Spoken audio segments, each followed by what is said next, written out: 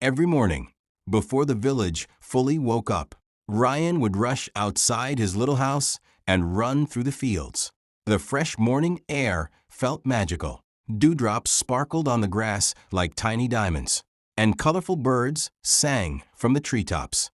Ryan loved nature more than anything.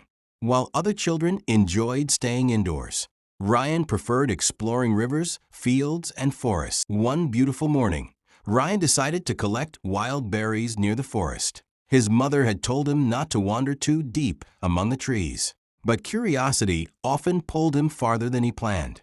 As he stepped into the forest, the sounds of the village slowly disappeared. Tall trees stretched high into the sky. Golden rays of sunlight slipped between branches and danced across the forest floor. Everything seemed peaceful. Everything seemed safe. Ryan found a patch of bright red berries growing near a clearing. Excited, he filled his basket one handful at a time. As he worked, butterflies fluttered nearby. A squirrel ran across a fallen log. Even the breeze seemed to whisper through the trees. Ryan smiled. This was exactly why he loved nature. He felt completely at home. But high above him, hidden among the branches, another pair of eyes was watching. A monkey named Kiki had noticed the berries. Kiki was clever, very clever, and Kiki loved stealing food from anyone who entered the forest. The monkey watched patiently, waiting for the perfect moment. Without warning, Kiki leaped from the tree. Before Ryan could react, the monkey grabbed the basket right out of his hands. The berries flew everywhere. Startled, Ryan tried to pull the basket back, but Kiki scratched his arm and jumped away. Within seconds, the monkey disappeared into the forest canopy. Ryan stood frozen. His heart raced. He couldn't believe what had just happened. The scratch wasn't serious, but fear can sometimes hurt more than an injury. As Ryan looked at the mark on his arm, a troubling thought entered his mind. Maybe animals weren't as friendly as he believed. Maybe they couldn't be trusted. The idea stayed with him during the walk home, and with every step, that fear grew stronger. That evening, Ryan told his parents everything. His mother cleaned the scratch and assured him he would be fine. His father explained that monkeys sometimes behaved badly when searching for food. But Ryan barely listened. All he could think about was the fear he had felt. The monkey had scared him, and now he wasn't sure how to feel about animals anymore. A few days later, Ryan was walking through the village carrying supplies from a market. Children laughed nearby. Merchants called out to customers. Everything seemed normal. Then he noticed a large stray dog standing beside the road. The dog stared at him. Ryan immediately remembered the monkey. Fear returned. The dog suddenly barked. Startled, Ryan jumped backward. The dog barked again and began running toward him. Terrified, Ryan dropped his bag and ran. His heart pounded. His legs moved faster than ever before. All he wanted was to get away. After several minutes, Ryan finally reached a wooden fence and climbed behind it. The dog stopped. It simply stood there. Then it turned around and walked away. But Ryan didn't notice.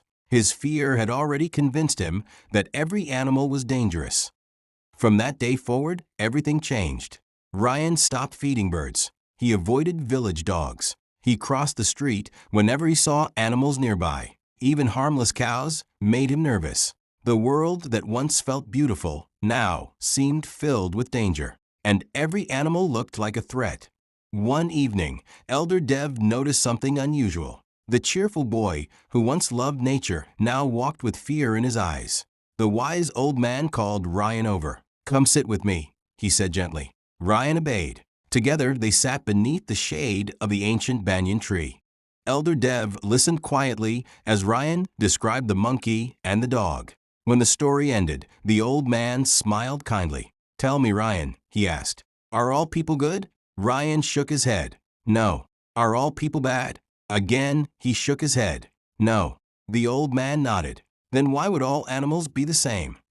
The question followed Ryan all the way home. He thought about it during dinner. He thought about it before sleep. Could Elder Dev be right? Had he judged every animal because of only 2 bad experiences? Ryan wasn't sure. But for the first time, doubt began replacing fear. As the sun disappeared beyond the horizon, Ryan stood outside his house and looked toward the forest. The same forest he once loved, the same forest he now feared. Somewhere among those trees was a lesson waiting to be discovered, a lesson that would change how he saw animals forever. But that lesson had only just begun. The next morning, Rayan woke up earlier than usual. Elder Dev's words were still echoing in his mind. Are all animals really the same?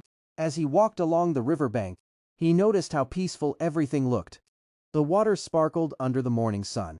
Dragonflies danced above the river. Birds sang from distant trees. For a moment, Rayan forgot about his fear and simply enjoyed the beauty around him. But suddenly, a strange sound caught his attention.